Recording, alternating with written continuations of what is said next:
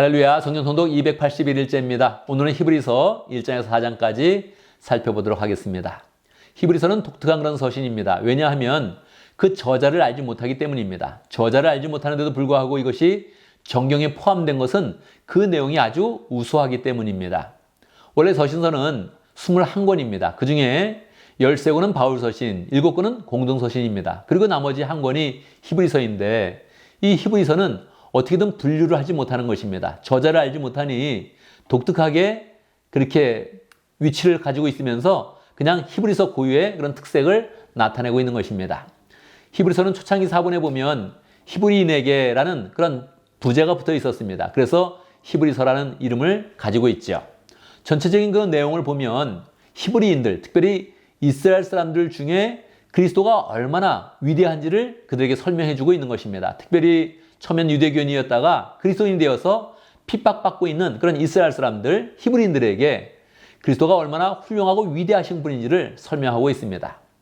1장에서 4장까지는 그리스도의 그런 신성에 대해서 이야기하고 있죠. 그런데 이것이 그냥 신성이 아니라 이스라엘 사람들이 알고 있는 그런 구약 성경의 기초 위에서 그리스도의 그런 위대성을 이야기하고 있는 것입니다. 그래서 히브리서를 잘 살펴보면 우리가 구약과 신약을 총괄하는 그런 그 내용 가운데서 예수님에 대한 그런 내용을 발견할 수 있는 것입니다.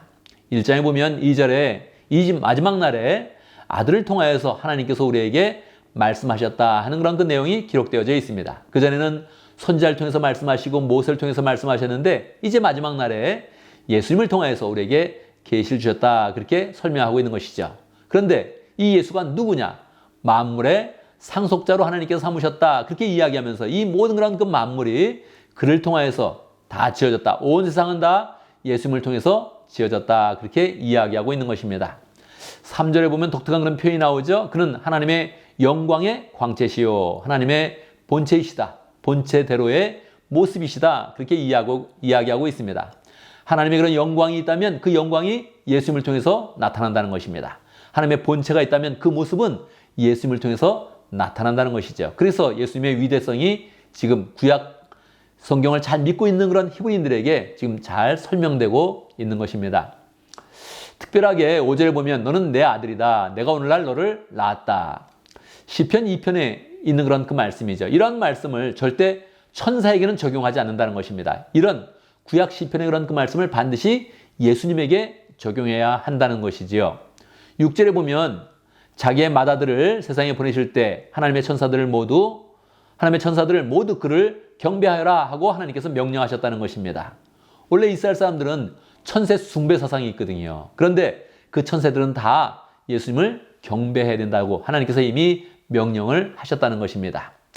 2장에 보면 7절에서 주님께서는 그를 잠시 천사들보다 조금 못되게 하셨으나 이 말씀이 시편 8편의 말씀입니다. 근데 바로 9절에서 이것을 해석해 주는 것입니다. 예수님께서 다만 잠시 동안 천사들보다 낮아지셔서 죽음의 고난을 당하심으로써 영광과 존귀로 면류관을 쓰셨다 이렇게 설명하고 있는 것입니다. 그래서 그는 하나님의 은혜로 모든 사람을 위하여 죽음을 맛보셔야 했습니다. 천사들은 그런 고난이 없고 예수님이 천사들보다 좀 못한 모습으로 나오셨지만 인간의 모습 가운데 고난을 받으셔서 하나님이 주시는 그런 영광으로 면류관을 쓰셨다 이렇게 설명하고 있는 것입니다.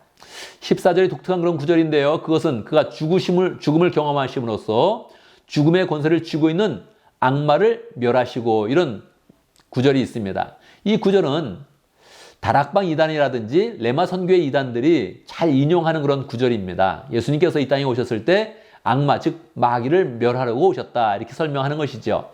이것도 예수님이 오신 그런 목적 중에 하나지만 이것을 강조하면 전체적인 구원의 그런 교리가 쉬워지는 것입니다. 그래서 우리는 악마를 멸하지만 더 중요한 것은 사람을 구원하기 위해서 오셨다. 이렇게 이야기하는 것이 정통교리가 되겠습니다. 3장에 보면 2절에서 이 예수를 모세가 하나님의 온 집안에 성실했던 것 같이 자기를 세우신 분에게 성실하셨다. 그렇게 설명하고 있죠. 예수님이 하나님에서 신실하셨다. 성실하셨다. 그렇게 이야기하는 겁니다. 누구처럼요? 모세처럼.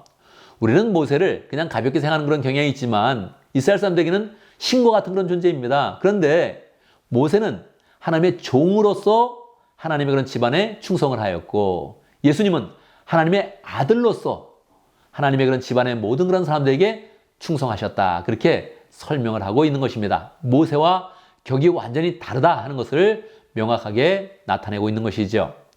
4장에 보면 1절, 그러므로 하나님께서 주시는 안식에 들어가라는 약속이 아직 남아있는 동안에 여러분 가운데서 거기에 미치지 못하는 사람이 아무도 없도록 두려운 마음을 조심하십시오. 두려운 마음으로 조심하십시오. 이렇게 이야기하고 있습니다.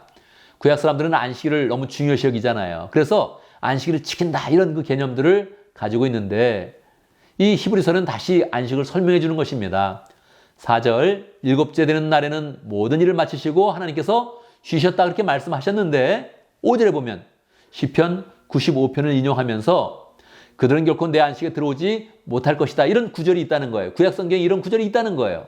그러면 안식에 들어가지 못하는 그런 사람이 있구나 이렇게 생각을 하면서 안식에 우리는 들어가야 된다. 어떻게 들어갈 수 있느냐? 예수님이 마련해 놓으신 그런 안식, 예수님께서 마련해 놓으신 그런 평강, 평안, 이것으로 우리가 들어가야 된다 이렇게 설명을 하면서 예수님의 위대성을 우리에게 계속 설명해 주고 있는 것입니다. 우리는 히브리서 1장에서 4장까지 보면서 구약의 모든 그런 그 말씀보다 예수님이 위대하시며 구약의 말씀을 성취하는 그런 가운데 우리를 다 안식으로 인도하시고 평강으로 인도하시는 예수님의 은혜를 더 사모하는 마음을 가져야겠습니다. 감사합니다.